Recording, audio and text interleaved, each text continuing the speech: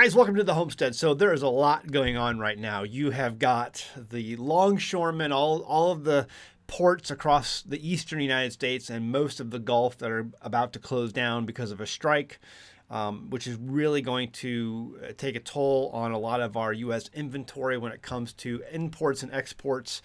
And so who knows how that's going to turn out. The longshoremen seem to say like they are not compromising. We better get our raise, and if we shut everything down, so be it.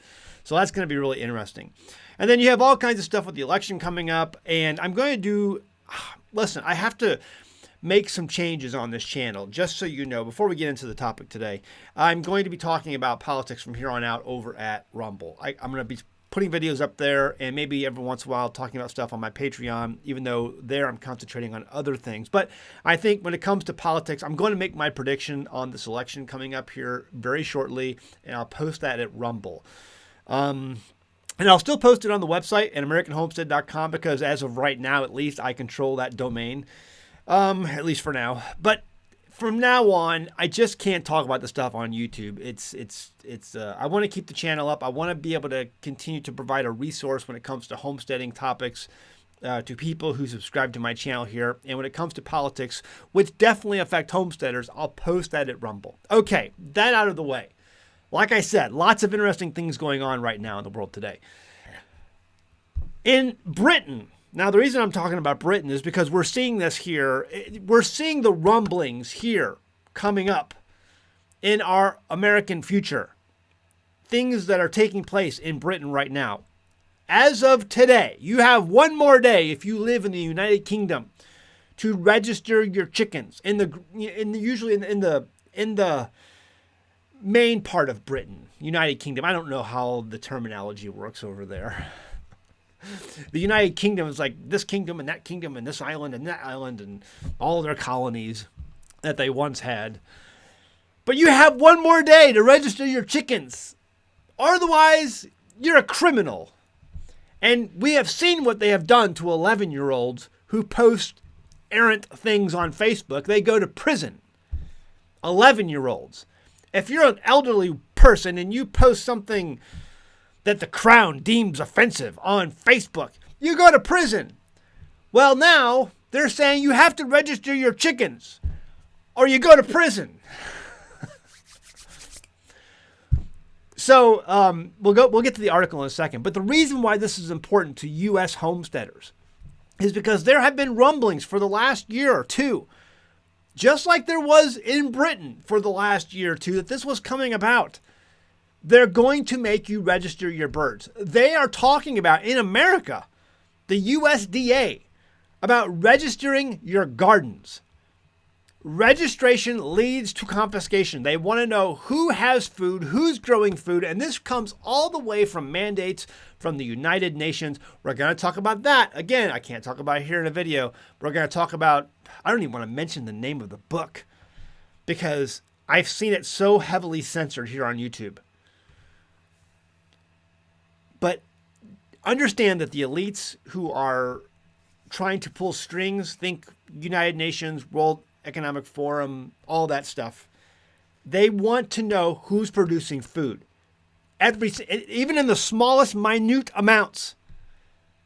Over the last couple of years, we have heard rumblings, and I've done videos on it, about registering your gardens and registering your chickens, registering your livestock. The APHIS, Animal and Plant, whatever health registry, they're trying to make that law. That's their focus in the future. And right now, it takes place, starting tomorrow, in Great Britain. Over at thefarminguk.com says bird keepers have 2 weeks left to sign up to mandatory register. Now, this was pushed out, this article on September 16th. Now, it's talking about October 1st, which is tomorrow, according to my calendar. It says all bird keepers in England and Wales, including those with just one bird, have just 2 weeks left to sign up to the government's new compulsory register. The new measure comes into effect from October 1st in order to better protect the poultry sector from future avian influenza outbreaks as well as other diseases. See, this is all a matter of protection. We're trying to protect you. We're trying to protect the birds. And so you need to register your birds in order for us to better protect them and you. Before that date, all English and Welsh bird keepers must register regardless of the size of their flocks with the animal and plant health agencies. Oh, this is almost like APHIS, like we have. It's called APHA. APHA. We're missing, I think, two letters. APHIS in America. It's APHIS in America and APHA in Great Britain. It says in Scotland, birds keepers have until 1 December to register their details with the Scottish government. Now, I read that line when I was reading this article, and the first thing that pops into my head, as it may yours, was the movie Braveheart. How far the Scots have fallen. How far have we come from William Wallace yelling freedom to his ragtag armies? I mean, yeah, it's probably a little bit different. They probably weren't trying to register their chickens back then, but we've gotten to the point where they're trying to register your chickens. And the Scottish government, the once brave Scottish government, who I'm sure some people in Scotland have to have the bloodline still of William Wallace and his friends, his band of merry brothers. What in the world has happened to Scotland? As part of the mandatory move, farmers and keepers will hear about the measures they need to take to protect bird health and to prevent disease spread. The new rules cover owners of backyard flocks, birds of prey, and pigeon fanciers, but do not affect caged pet birds kept entirely inside of domestic dwellings, such as like parrots and canaries, blah, blah, blah. The information will also be used. See, it's any of you people trying to raise food. Any of you hooligans out there who would take it upon yourselves to provide your own sustenance. Those are the ones we're trying to regulate and protect everyone from. It says the information will also be used to identify all bird keepers in disease control zones. What makes up a disease control zone? Which DEFRA says will allow for a more effective completion of surveillance activities. We're going to surveil your food production methods. L. Brown, the UK's Deputy Chief Veterinary Officer, otherwise known as the Chief Veterinary Brown Shirt, says the measures were an important step that would enhance monitoring and understanding of diseases. See, we're just trying to understand better diseases. The legal deadline for bird keepers to register with the Animal and Plant Health Agency is now less than 1 month away. The registration, this was back in early September. The registration requirements will support better collaboration between bird keepers and the government, with keepers informed of measures to take to protect the health of their birds. See, we're trying to protect the health of your birds by eliminating the possession of your birds. All poultry, whether a large commercial flock or a few backyard pets, are at risk they're all at risk of infectious diseases. The disease we're most concerned with is the infection of government controls and mandates. This approach will improve our resilience to future pandemics. See, it's all about making sure you follow the arrows through your supermarket and, putting up windscreens in your swimming pools because, viruses. And it says Richard Griffiths, British Poultry Council's chief executive, added that registration was a tool to have in the toolbox, allowing bird keepers and governments to work together to track and combat anyone who might produce their own food sources. He said alongside stringent biosecurity, mind you, registration means that all bird keepers should receive important updates and timely communication amplifying efforts to safeguard bird health. There are currently no outbreaks of HPAI in poultry or other captive birds in the UK. So even though there are no current outbreaks, we are still going to implement our measures of control over you for the safety of you and your birds. Now, if you remember, and I'm going to keep pointing back to this instance as we continue to move forward, because this tyrannical disease is really what it is. The disease of tyrants to implement control over our lives is not going to stop. So a few months back, I did a video on that municipality that implemented registration for your chickens. And they put the notice out in the paper, you must register your birds.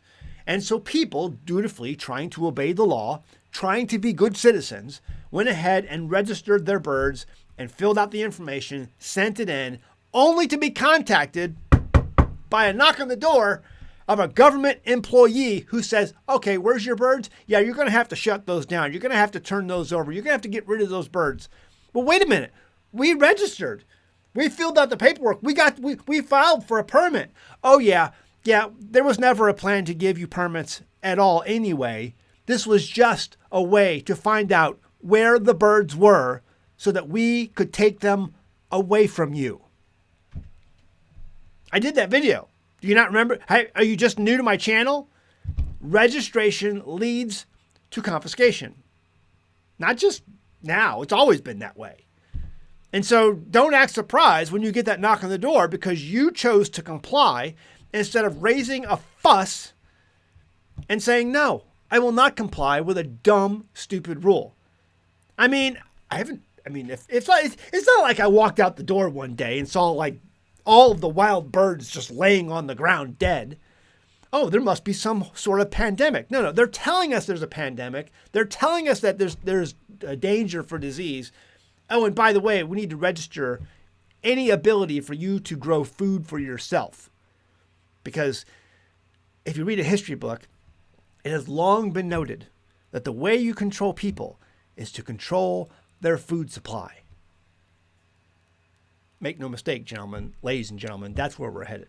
Okay, what do you think? I'd love to hear your comments and thoughts below. You better take control of your food supply now. You better take steps right now to ensure that continued production. And that doesn't mean going to the drive-thru and going to the grocery store. You better start doing things on your own now, if you like food. Okay, one of the things I do like to do is making my own meds. Making my own tinctures. Most of these things grow in your own backyards. Okay, and you can find out what they were for. This book was written about 100 years ago by a guy named Dr. A.B. Howard. If you join my Patreon, okay, I will give you the ability to download this. All you have to do is join my Patreon for as little as $1 a month. $1 a month. Get you in the door. And if you bought these books right now on Amazon, both of these books, they'll cost you over $1,000 a piece. $1,000 a piece. The reason why they're so expensive is because of the valuable information contained within. They contain color photographs. Again, the content was written over 100 years ago by this guy, Dr. A.B. Howard.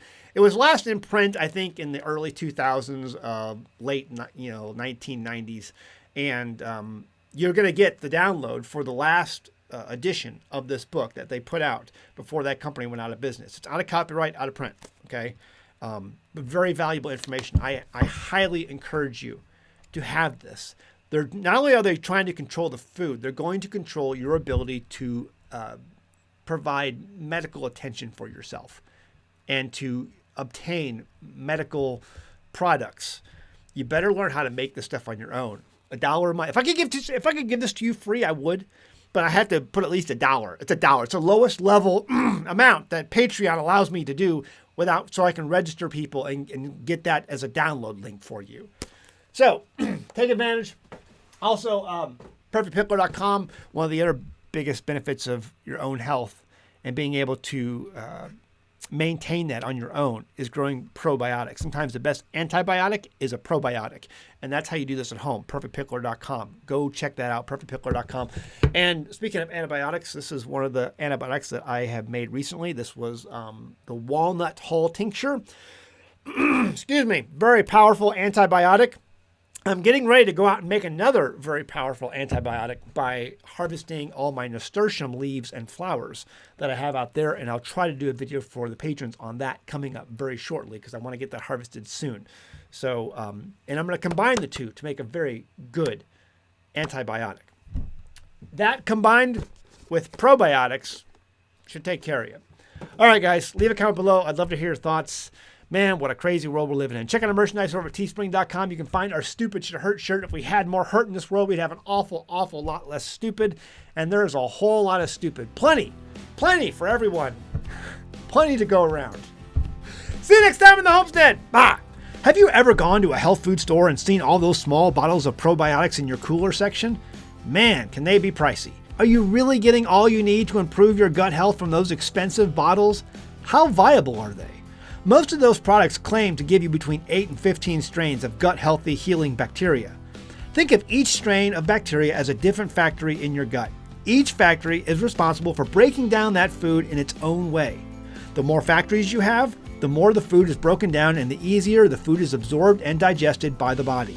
A 2018 study published by the National Library of Medicine shows that one fermented head of cabbage can produce up to 114 strains of beneficial bacteria. That's a lot more food factories than you're getting from that expensive pill bottle. And that's just cabbage. Imagine the probiotics when you add garlic, onions, pepper, and more to that ferment. PerfectPickler.com and its home fermentation kits provide you with everything you need to get started making your own gut-healthy food factories from the comfort of your own kitchen. PerfectPickler.com even provides a jam-packed recipe book with many of our kits. Visit PerfectPickler.com and start fermenting your own veggies to begin your journey to better gut health. That's PerfectPickler.com.